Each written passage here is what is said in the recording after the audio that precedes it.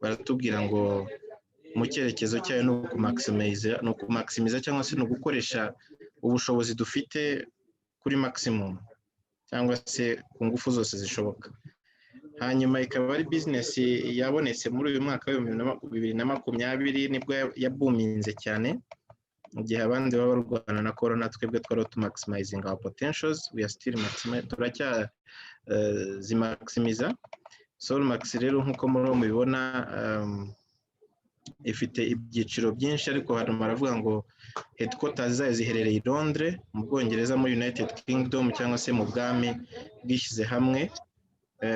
Hakabaho ibihugu 170 birenga imaze kugeramo, nta deni ifite, kandi ikaba ari privately owned, ifite abantu bayiyuninze cyangwa se ba nyirayo bayifiteho uburenganzira 100%. Hanyuma ikaba yigisha itanga cyangwa se amasomo mu ndimi zirenga 30 zitandukanye ku isi. Ikaba yaratangiye gukora ahagana mu 2017 mu kwezi k'umunani. Iyo ngiyo ni resume iri hano uko murabona kuri suri yanjye ndiho mbibereka kuri machine. Kugera hano nicyo gisobanuro cy'ibusiness mu magambo makeya. Ubwo umenya aho business iherereye, icyicaro cyayo gikuru, umenya ibihugu ikoreramo umubare wabyo, nta ikigo icyo ari cyo cyose kijyanye na banki cyangwa se umuntu ku giti cye. Ikaba ifite ba nyirayo bayigenga cyangwa se bayigengaho, ikaba itanga amasomo mu ndimi zirenga 30, ikaba yaratangiye gukora hagana muri 2017 mu kwezi k'umunani. Iyo niyo ncamake ya Solmax Business Group. Ikaba ifite rero ubuyobozi buteye gutya. Uyu mugabo ubanza witwa Serge Moubet, akaba ari we CEO cyangwa se Chief Operations Officer wa Solmax Group. Mbibutsa ko uyu mugabo aje vuba muri uyu mwaka, muri aya mezi rwose atarenze 5, akaba yari umugabo ukomeye cyane muri company izwi ku isi yitwa Herbalife y'Abanyamerika. Solmax rero yamubonyemo inararibonye, iravuga ati uyu mugabo reka tumuzane adufashe gusunika iyi business y'intangarugero muri iki kinyejana.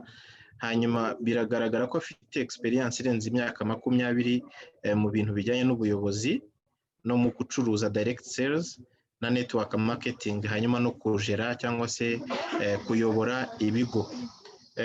Akaba ubungubu ari we ushinzwe Solmax Group Operations, niwe ushinzwe ibikorwa bya buri munsi bya buri saha by'iki kigo cyitwa Solmax Group. Hanyuma uyu mugabo uri hagati witwa Abdurrahman Sandu, niwe Chief of Finance Officer muri Solmax Group. Akaba ari mu bayitangije ku isi, ndetse akaba ari no mu bantu batangije ikigo cyitwa Ignite 100, muraza kukibona hasi mu byo gikora.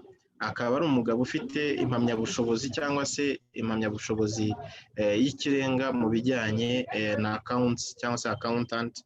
Akaba ari umugengamutungo cyangwa se ishingwamutungo ubifitiye inararibonye kandi ufite impamyabushobozi yo ku rwego rwo hejuru. Hari Florian Kruger, ni Ignite 100 CEO cyangwa se niwe Chief Executive Officer wa Ignite 100. Akaba ari umugabo ufite inararibonye, n'umunyamwuga muri ibintu bitandukanye biranga bya blockchain, regulatory compliance, enterprise architecture, big data and business intelligence. Sinzi ibingibi uko nabisobanura mu Kinyarwanda, ariko ibi byose abifitemo inararibonye. Ni umugabo uvuga make ariko ibikorwa bye bikivugira mu buryo buri rawuda cyangwa se mu buryo butomoye. Ngiye kubereka rero uburyo iyi business concept ngarukire, nubwo nagarukira aha ngaha wuje ubwa mbere wataha ari cyo utahanye, uburyo igishushanyo mbonera cy'iyi business ya Ignite 100 Solmax Group iteye. Ni ukuvuga aha ngaha global population, icyo iyi company ikora ni ugukwiza amakuru ku batuye isi bose hano nk'uko mubona uyu mubumbe w'isi, ajyanye n'ishoramari cyangwa se n'ubucuruzi. Ikakwiza amakuru ku isi yose ahashoboka hose, hanyuma icya kabiri si ukukubwira iri shoramari cyangwa se iyo opportunity cyangwa aya mahirwe gusa, ahubwo iguhereza na package y'amasomo ikakwigisha. Ntabwo Ignite Academy ari ikwigisha, ahubwo igutegurira amasomo ikanaguhuza n'abayatanga babifitiye inararibonye, babifitiye ubushobozi. Hanyuma wamara kumenya ikijyanye n'ishoramari neza, umaze kukimaximiza cyangwa se umaze kukimetiriza neza, hanyuma igahita kwinjiza noneho muri option ngiye kukwereka hano ziri uko ari ebyiri. Murabona imihanda ibiri, urugendo rukorwa n'umuntu umwe. Hano irashaka gushushanya iki? Iravuga ngo numara kwiga uraba wize n'uburyo iyi kampani ikoramo ishoramari. Ni ukuvuga ngo iyi ni Ignite Portfolio. Ignite Portfolio ni ibintu Ignite 100 yakoze, yashyize hariya nk'imishinga bibyarira amafaranga. Icyo gihe umaze kwiga ibijyanye n'ishoramari ushobora guhitamo ukavuga uti ngiye mbaye rwiyemezamirimo, ngiye gukora ishoramari ritansaba kujya kwirirwa mpangayitse, ahubwo amafaranga yanjye aba ariyo ankorera. Icyo gihe rero ugura imigabane muri Ignite Portfolio cyangwa se muri imishinga ya Ignite 100, hanyuma ikajya ikugeneratingira ikitwa imigabane hano izamuka mu gaciro, aribyo bikuzamura mu bukungu cyangwa se mu butunzi. Hanyuma hakaba hano iyindi nzira ikubwira ngo niba ibyo wakoze hano hasi ubona ko bidahagije cyangwa se ushaka kongeraho, hari uburyo noneho waza ugakorana affaire na SMG cyangwa se Solmax Group Business, mugakorana ubucuruzi cyangwa se mugakorera hamwe hand in hand, ukuboko ku kundi, ku buryo noneho muri iyi business ya Solmax ushobora no gukoramo nka marketing partner. Aba marketing partner wazanye muri iyi Solmax business bakaba bakugeneratingira amafaranga. Ibyo rero bikorwa bite? Turaza kubibona hasi. Iyi ari incamake yo kukwereka uko ubucuruzi buteye. Ni ukuvuga ngo ushobora guhitamo iyi nzira cyangwa se ugahitamo iyi nzira, kugeza ku butunzi bufatika cyangwa se ku mafaranga afatika. Inzira wahitamo yose, ariko noneho hari n'uza akavuga ati izi nzira zombi ndazinyura, ndashora hano muri portfolio ya Ignite 100 ibigeneratingira imigabane ahangaha izamuka mu gaciro, ariko nanone sindi bubyihererane, ndaza nkorane na Solmax kuko ifite mandate yo kuvuga ubutumwa ku isi yose, ikigisha n'abantu iciye muri Ignite Academy. Hanyuma nirangiza mbe marketing partner ubona amafaranga kubera yuko amakuru ntayihereranye. Ngiyi incamake y'iyo business uko ikora. Reka rero tujye muri Ignite Academy. Ignite Academy ni iki? Ignite Academy ikora ibiki? Ignite Academy ni online business, ni online education platform ishinzwe kwigisha bimwe mu bintu bigari muri industry in the world, mu isi yose. Ishinzwe kwigisha ubucuruzi muri makeya bijyanye n'inzira umuntu ashobora kunyuramo byamufasha kugera ku butunzi akoresheje ubwonko, adakoresheje imbaraga ziri fizike cyane. Ignite Academy ifite amasomo arenga 300 mu ndimi zirenga 30 nk'uko nababwiye hejuru, kandi n'andi masomo aracyongerwamo buri kwezi, agenda yogerwamo. So courses za Ignite Academy zitangwa zabaye accredited cyangwa se zemejwe n'ibi bigo tubona ahangaha: London Law Society, Solicitors Regulation Authority, ikaba yatanga ROSPA, British Institute of Running Development and CPD Certified Services. So icyo bivuze ni iki bavandimwe? Icyo bivuze ni ukukwereka yuko Ignite 100 ifatanyije na Solmax ibintu barimo atari umukino. Ntabwo ushobora gukora n'ibi bigo bikomeye byo mu gihugu cy'Ubwongereza uze kureba byonyine kuri London Law Society murebe ngo bakora iki, uze kureba kuri Solicitors Regulation Authority murebe bakora iki, uze kureba ROSPA icyo bakora, uze kureba British Institute of Running and Development and CPD Certified Service icyo bakora. Ngizi logo z'ibyo bigo ntabwo ushobora kwiportagara cyangwa se ushobora kwikururira akaga ko gushyira logo y'ikigo runaka cy'igihugu kuri presentation yawe kwira isi yose uri umuntu uri mu mikino cyangwa se uri umuntu ushaka kwikirigita ngo useke. Ni ukuvuga ngo iyi company dukorana nayo ni company ifite icyerekezo, ni company ikorana n'ibigo bifite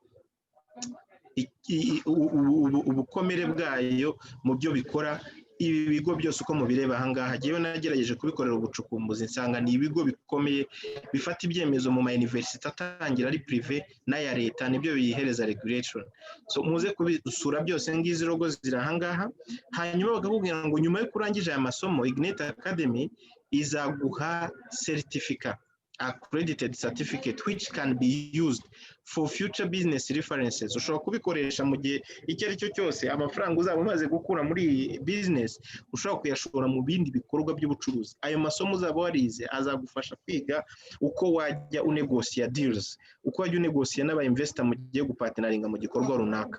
Izi courses rero zigenda zituruka muri ntuze muri wide range, from a wide range and industries like fintech, nukuvuga ngo ziri mu buryo bwagutse buri mu byiciro bijyanye na financial technology cyangwa se ikoranabuhanga mu by'ubukungu. Artificial intelligence ni bwa buryo bukoreshwa mu buryo bwo gukoresha igenzura rikurikije ikoranabuhanga, ubujura bubera kuri internet, ibikorwa by'ubwiyahuzi bibera kuri internet, nibyo bita artificial intelligence. Uvuga ngo n'ubumaneko bukoreshejwe ikoranabuhanga butakozwe n'umuntu physically. Hanyuma hakabamo na data, hakabamo na financial markets and many more, n'izindi. No kuvuga ngo ibi bintu uramutse wicaye ukabyiga ukabimenya neza bavandimwe, nta business yazakugera imbere, nta deal yazakugera imbere ngo unanirwe kuyinegotiatinga wibitseho ubumenyi. Hakaza icyo twita promotion I100. Iyi promotion I100 ni kijyanye n'imigabane iri muri Ignite 100. Barakubwira rero ngo members also receive promotion I100 which entitles the member to ownership of all Ignite 100 projects. Bivuze iki rero? Bivuze ngo iyo ubashije kwibikaho iyi migabane biguhereza ububasha bwo kuba wagira ububasha cyangwa se uhabwa uburenganzira bwo kugira ijambo ku ma projet yose Ignite 100 yashoyemo amafaranga yayo. Hanyuma 49% y'iyi migabane iri available for all over the world, people all over the world to have ownership of over 100 companies. Bivuze iki? Imigabane ihwanye na 49% yo muri Ignite 100 bayishyize ku isoko kugira ngo abantu ku isi hose babashe kwigiraho uburenganzira bwo kuba bayibikaho. Uhereye uno munsi tukirangiza ino presentation ufite uburenganzira bwo kuyibikaho niba utarayibikaho, hanyuma aba ugize uburenganzira mu masosiyete cyangwa se muri project zirenga 100 ziri mu kampani arenga 100 Ignite 100 ifitemo akaboko kayo gakomeye. Hanyuma izo miliyoni 449 nizo bashyize ku isoko. Bivuze ngo Ignite 100 imigabane yose ifite irahwana na miliyari imwe. Miliyoni 490 rero nizo zashyizwe ku isoko. Ubwo no kuvuga iki? No kuvuga ngo ugereranije n'igihe tumaze tuyiyoragura tuyibikaho, nawe washyirira mu gaciro ukamenya aho ubu ngubu biriho bigana. No kuvuga rero agaciro k'umugabane umwe katangiye kari 0.01 mu 2017 mu kwezi kwa 12, none mu kwezi kwa 7 ibi bavuga ngo current price. Iyi presentation yateguye mu kwezi kwa 7 k'uyu mwaka, ariko reka mbabwire currently aho iyi share igeze. Icyo gihe yari igeze kuri 0.28 by'ipaundi, ariko uyu munsi none iri kuri 0.34. Murumva aho turimo kwerekeza rero, washyira mu nyurabwenge yawe ukibazaho ibi birimo bigana. Icyerekezo rero cy'umugabane kirerekeza he? Mu kwezi kwa hagati y'ukwezi kwa mbere n'ukwa gatatu 2021 projected price ni amapaundi hagati ya 6 n'8. Ibi ngibi bikaba bitarikorewe na kampani yacu, ahubwo byarakozwe n'ikigo cyitwa FinCap. Uze kujya kuri Google wandikemo FinCap urebe aba bagabo icyo bakora. Nibo bagenzura izamuka ry'imigabane n'imanuka ry'imigabane y'ibigo bikomeye ku isi. Ni valuation bakoze bakurikije uko babona imigabane igenda isohoka muri Ignite 100. Baravuga bati tugereranyije turabona mu mwaka wa 2021 mu kwezi hagati y'ukwezi kwa mbere n'ukwa gatatu uyu mugabane uzaba uri hagati y'amapaundi 6 n'8. Hanyuma bakakubwira ngo Ignite 100 is expected to go live.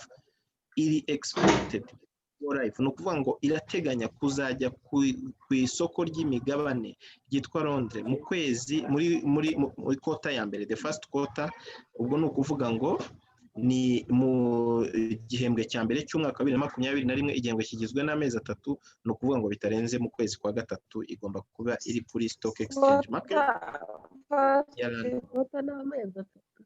hanyuma Ignita ikaba barakubwira ngo imigabane Ignita 100 ikifashe mu bitugu cyangwa se ikisunika ni amaproje Ignita 100 ifite menshi cyane kandi ari amazing akunzwe cyane amwe muri yo mwabonye nk'iyitwa Fingopay iherutse kuba launched muri Londres BBC yakoze akadocumentary kayo ababashije kukabona mwaza kugasharinga abantu mwatumiye kugira ngo bamenye imwe cyangwa se nyinshi mu mishinga amaproje Ignita 100 ifite ari ya backinga mu zamuka ry'agaciro no gutuma abantu benshi bakenera kugura imigabane kubera yuko ifite amaproje azakundwa cyane ku isi ndetse yatangiye no gukundwa kubera ko amaproje ifite za amaproje azaza ahubwo na amaproje ari muri terrain ari opérationnel iki gihe rero baravuga ngo projected price is expected to be reach more than its minimum target bivuze iki bene data biravuze ngo iki giciro rero bavuga cyatandatu bavuga ko ariyo minimum ishobora kuzaba igezeho mu gaciro hagati y'ukwa mbere n'ukwa gatatu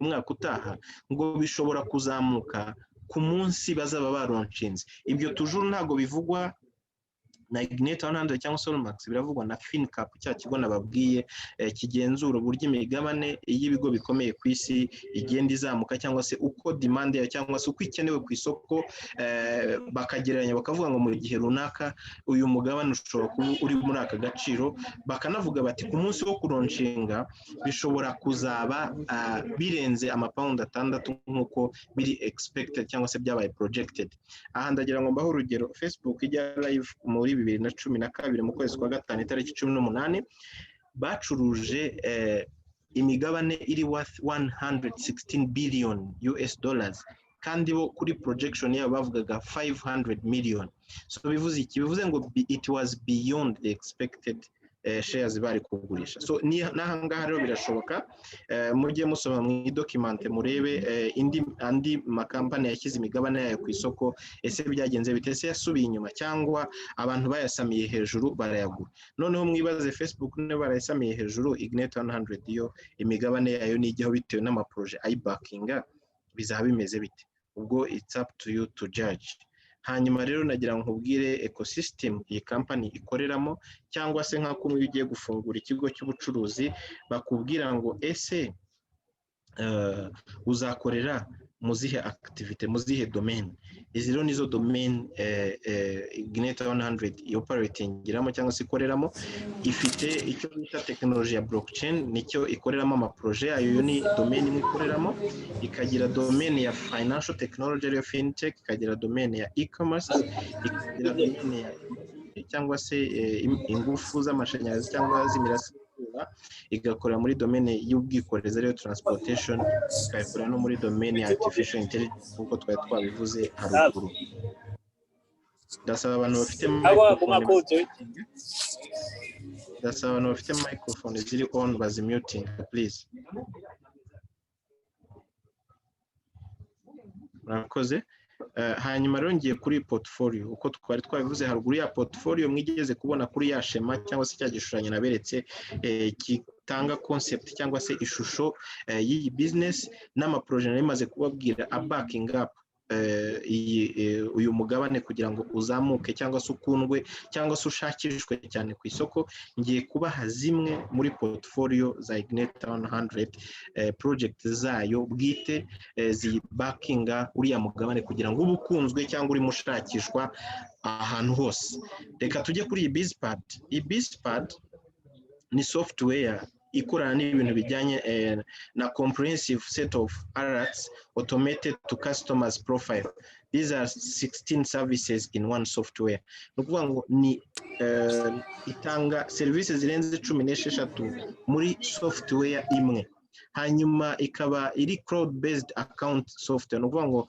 ni software ikorera muri cloud in the cloud sinzi ukuntu nabivuga mu kinyarwanda ariko ikaba ifite muri yo services zirenga 16 muri software imwe hanyuma hakaza yitwa crypto change iyi crypto change dusanzwe tuzi abantu basanzwe bakorana na za crypto money dusanzwe tuzi za exchange zitandukanye zikomeye ku isi, ariko tuzizi mu ruhande rumwe. Hari ibyo bita payers zazo ni ukuvuga ngo ni cryptomone iba yiyeshanja cyangwa se yihindura mu yindi, uyivana muri mwishyira mu yindi, uyivana mu yindi uyishyira mu yindi. Nta nimwe twari twakagize ku isi kugeza ubu ngubu ishobora kuba ari bitcoin ukayihindura mu madolari cyangwa mu mapawundi cyangwa mu mayero cyangwa mu manyarwanda cyangwa amashiringi, zose zihinduranyagamo hagati aribyo bitaga payers. Icyo gihe rero ubu ngubu kuri exchange yacu Ignite 100 ya creatinze, by the way iri na certified, ubu ngubu ifite license yo gukora, izaba ifite ikinyuranyo cy'uko ishobora kuvana cryptomone yihindura cyangwa se cryptocurrency yihindura muri fiat money cyangwa se monnaie courante, aya mafaranga dukoresha buri munsi, cyangwa se ukaba ufite monnaie courante ukayihinduramo cryptomone utarenze kohereza umuntu mu ntoki ngo aguhereze izo cryptomone, cyangwa se ngo umuhe cryptomone aguhereza amafaranga mu ntoki. Ushobora kujya kuri exchange ugakoresha Visa card yawe cyangwa Mastercard yawe ukagura any cryptocurrency ukeneye, cyangwa se ukaba ufite cryptocurrencies kuri wallet yawe ukazohereza kuri exchange ukazihinduramo amafaranga kuri currency ukeneye. Nicyo iyi exchange ize ihindura ku isi, kandi ibikaba iri fully regulated, ikaba ifite ibyangombwa byose biyemerera gutangira operations. Hari company yitwa Urent ndayikunda cyane kubera ko iri muri domain yanjye nkoreramo ya real estate, ikaba ari advertising business. It's a real estate advertising business. Urent ifite potential yo gukapturinga 5% of the UK's real estate market. Ni ukuvuga ngo ifite ubushobozi bwo kuba yakavaringa cyangwa se yafata 5% bya real estate market y'isoko ya real estate muri UK in the next 2 years. Urumva ko izamuka cyane. Ni ukuvuga ngo mwibaze igihugu cy'Ubwongereza uko kingana, real estate yo tuvuze ubwo ni non removable assets, niba zishobora kuba yakavaringa 5% nk'ikigo kimwe, murumva how big it will be. Ibi ngibi ngo bizaresultinga its valuation growth or over 300 million pounds. Ni ukuvuga ngo izagira agaciro nibiramuka bigeze kuri uru rwego, bigere kuri miliyoni, agaciro kayo kagere kuri miliyoni 300 z'amapawundi. Murumva ko atari ikigo gitoya na gatoya. Hakaza Ignite Pay Bank. Iyi ngiyi rero it's so amazing. Ignite Pay Bank ni ikigo kiri based mu Bwongereza, ikaba ari e-banking cyangwa se uburyo bwa banki iri online cyangwa se ikorera kuri computer, kuri internet, ikaba ifite advanced multiple features. Ni ukuvuga ngo ifite option nyinshi ushobora kuyikoresherezamo. Ignite Pay also provides a master debit card. Izatanga n'ama master debit card, yaratangiye kuyatanga mu Bwongereza no muri Europe. Ubu ngubu hagiye kugerwaho icyiciro cya Afrika na Asia, which gives you access to your funds. Izi carte kandi tuzazikoresha twebwe turi muri business, kuba twaretira return on investment yacu, kuba waretira bonuses cyangwa commissions zawe utiriwe uzitransfera kuri any other bank, hanyuma ahubwo izo banki ziguservinge mu buryo bwo gukoresha ATM machine zazo zose aho ziherereye ku isi. To your funds which month merchants in more than 210 countries. Ni ukuvuga ngo ushobora kugurira ibicuruzwa mu bihugu birenze 210 ku isi yose. Murumva ko iri almost covering the total of the globe y'ibihugu biri ku mugabane w'isi. Izi ni companies cyangwa se ni projects zose Ignite 100 yabashije kwincubatinga. Twibutse ko ari incubating company. Ubu ngubu ikaba yaramaze gushyiramo imigabane muri iki kigo cyitwa Pioneer. Iki kigo cyitwa Itoro yashyizemo imigabane. Nkaba mbamenyesha yuko niba mujya mureba Premier League, iki kigo muzakibona kuri stade ya West Ham United. Wabajya bareba match, muzarebe match y'iyo club, muzabona Itoro muri publicity zayo. Murabizi kugira ngo ube selected ujye kwamamaza muri Premier League. How much money you worth your company. Murabizi agaciro bigusaba kugira ngo ubashe kwamamaza kuri Premier League. Niba mujya mureba Visit Rwanda yambawe n'ikipe imwe, kugira ngo tuyamamarizeho byasabye amafaranga menshi cyane igihugu, ariko of course nta ujya kwamamariza muri iyi Premier League atazi icyo azakuramo. Ngira ngo mwabonye resultat byahaye igihugu muri Visit Rwanda, byapromotinze iyo sector cyane. Muri baza rero izi company zikorana na Ignite 100 amafaranga zizageneratingira Ignite 100 kubera gukorana nazo zikorana n'ibyo bihugu bikomeye. Iyi ikaba ari payment platform ifasha mu bya payment platform. Iyi ngiyi nayo ikaba iri muri financial technology mu bijyanye na trading y'imigabane y'amakampani akomeye ku isi cyane. Hanyuma hakaza iyitwa Polisora, ni ikigo gikomeye cyane. Ubwo niho nagenda mbabwira ibyo namaze gukoraho ubushakashatsi kijyanye n'ibintu by'imirasire y'izuba, uburyo ibirahure bikorwa n'iyi kampani bishobora kuba umutako, bishobora kuba ibikinga urugi cyangwa idirishya, ariko mu buryo bumwe bikaba ari na panneau solaire cyangwa se solar panels zishobora gutanga energy ishobora kwalimenta inzu yose cyangwa se building yose. Fingopay ni ya project nababwiraga iri amazing, ijyanye no muri ibintu bijyanye na finance, amabank, malls, ibintu bijyanye na payment.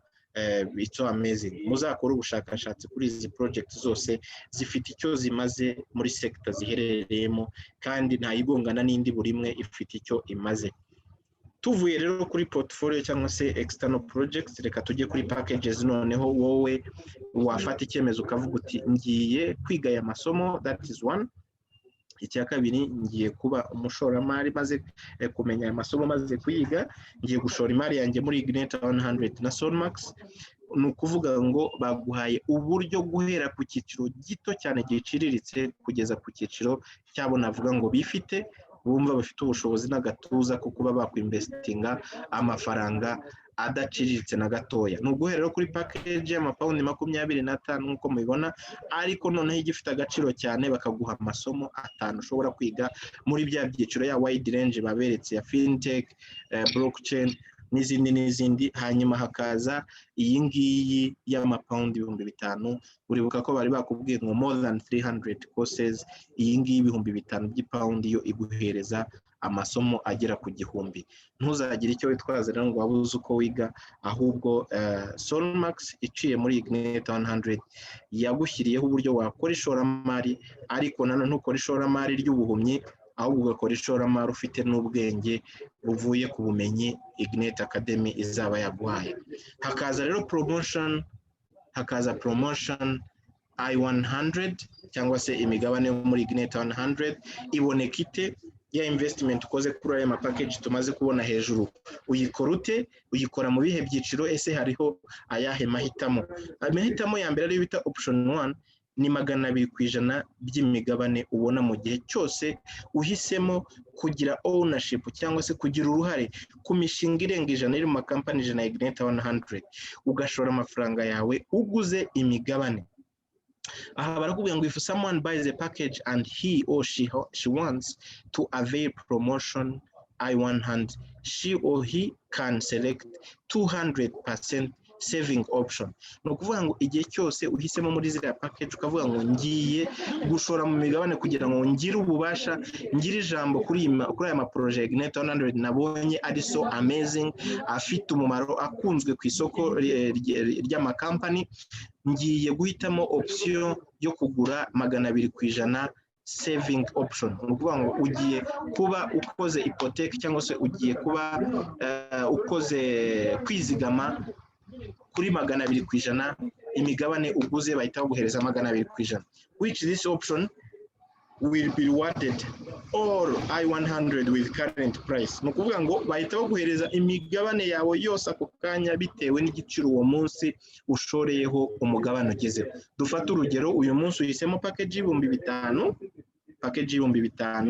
uyu munsi nabwiye ko umugabane ugeze kuri 0.34, icyo gihe urafata 5,000 ubigabanye na 0.34 ni imigabane ihwanye n'ibihumbi 14,705. hanyuma kubera ko ari 200% bahite bagukubira kabiri, kubera ko iyo ngiyo ubonye 100%, uvuga ngo uri hafi 30,000 by'imigabane.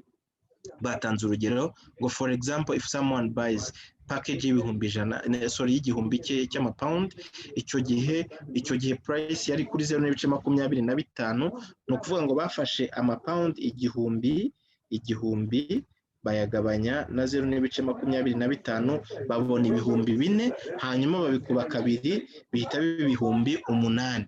Ni icyo ngicyo, niyo formula, ni simple formule uhita wumva mu buryo bworoshye. Iyo ni option ya mbere Solmax yashyizeho kugira ngo ushore muri Ignite 100 ugura imigabane muri iki kigo.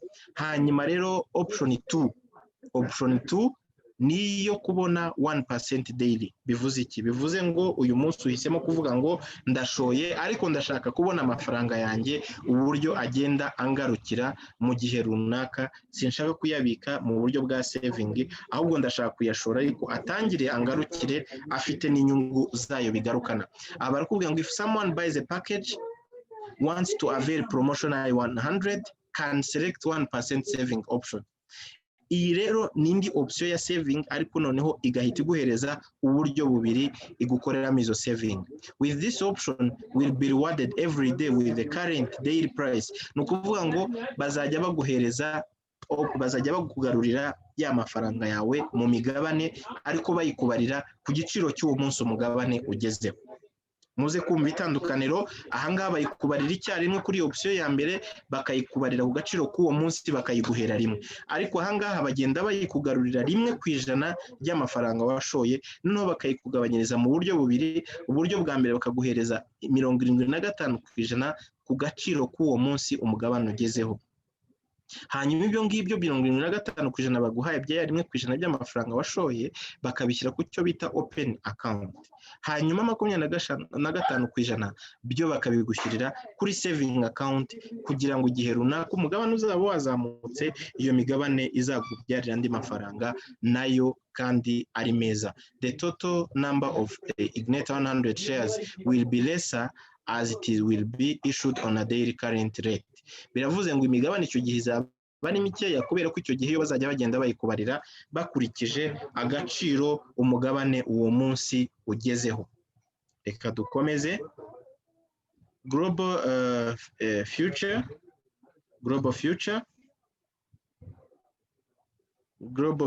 ubwo bishatse kuvuga iki? Bishatse kuvuga ngo aho bariho berekeza, donc kuvuga ngo icyerekezo muri rusange nicyo bivuze global future. Dufate uguze pake y'ibihumbi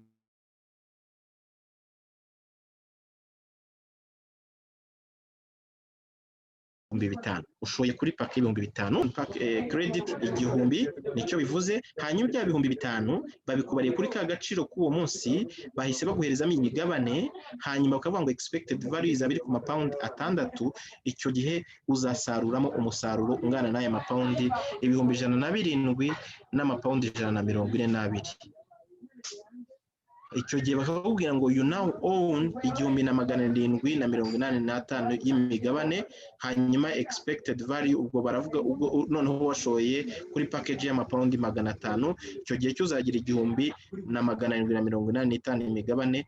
Hanyuma wayikuba n'agaciro be expecting ko izaronshinga iriho, ukazarangiza wegukanye 10,710 by'amapaundi. Urwo ni urugero baguherezaga icyerekezo cya imigabane cyangwa se ku cya investment yawe uzaba ukoze. Tugeze rero ku kindi cyiciro cyiza cyane nkaba ngira ngo mbere yuko nkinjiramo nagira ngo mbere yuko ninjira muri iki cyiciro mbanze ngire ikintu kimwe mbashyirira ku mugaragaro.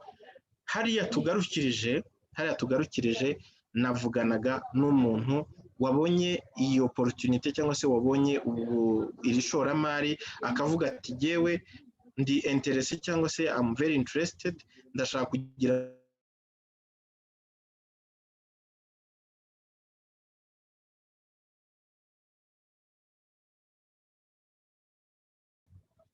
hanyuma nindangiza ni cya kindi naberetse cyo hejuru kuri ya shema naberetse ahatangira kikubwira ngo ariko wowe uhisemo gukorana business na Solmax hari uburyo ugira marketing partners.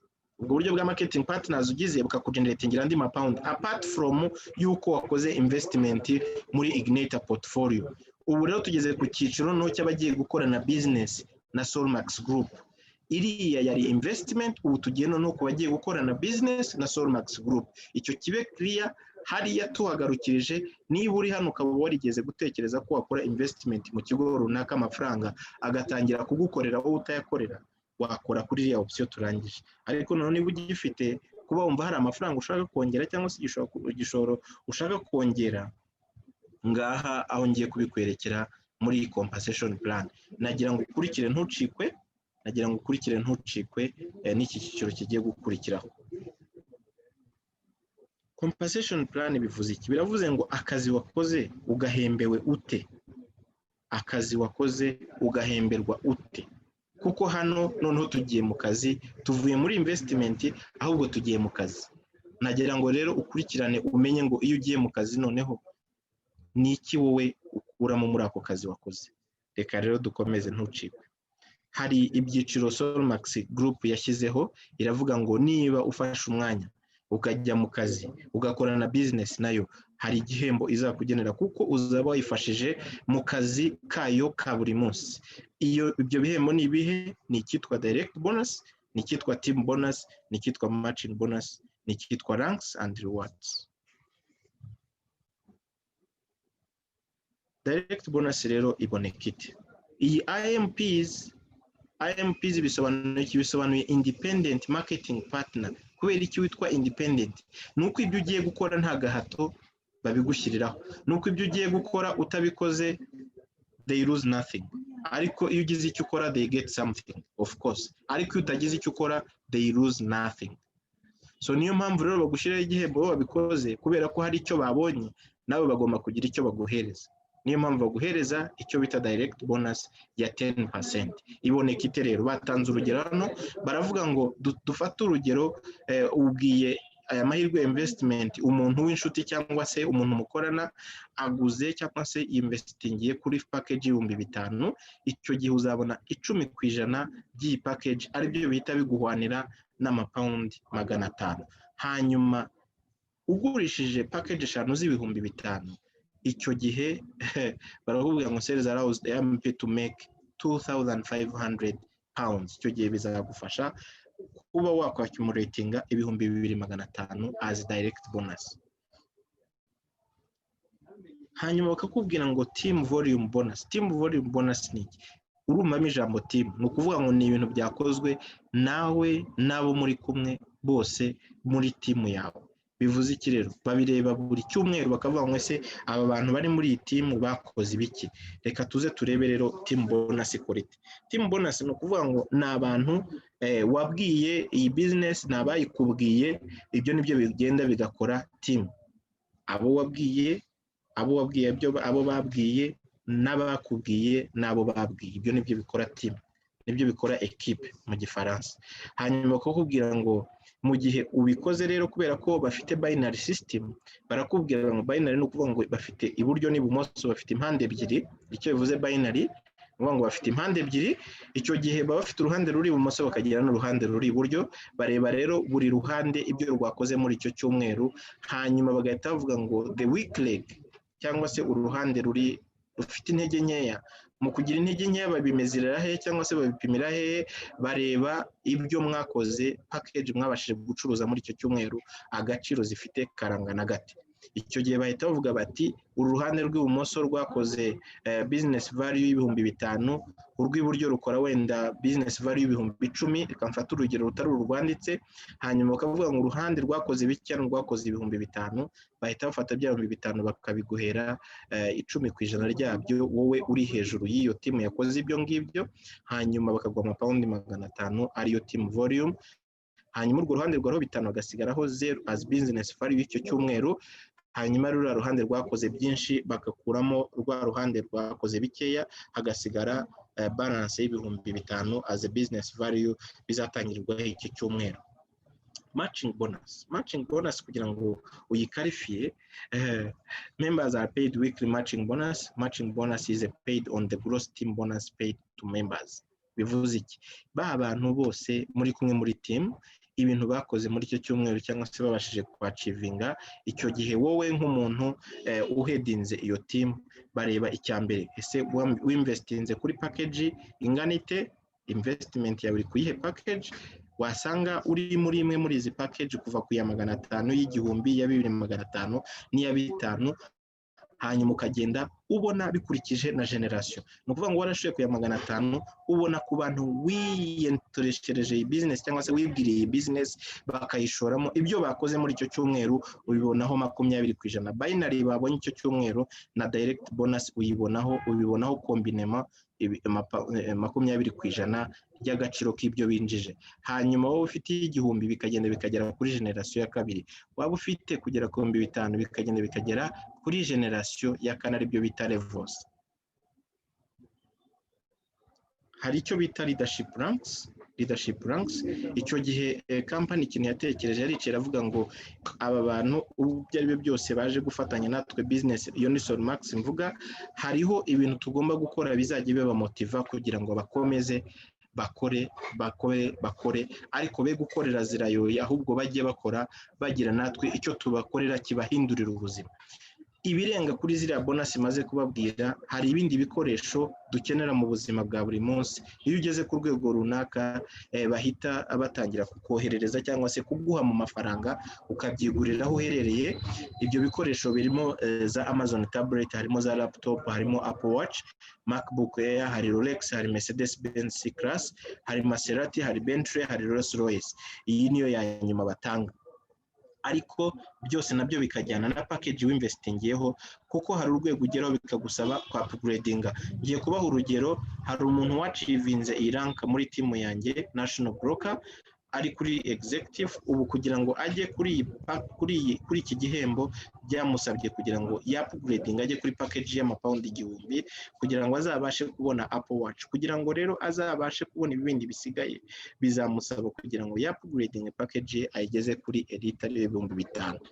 Ngayo nguko ibyo nari mbafitiye uyu mugoroba. Ndagushimiye n'umuntu wagutumiye uyu mugoroba. Ngiryo ishoramari, ngubwo ubucuruzi ushobora gukora uyu munsi bukaguhindurira amateka utibye, kandi n'uwabuzanyemo ukaba wizeye yuko amafaranga ye ari safe, ari secured.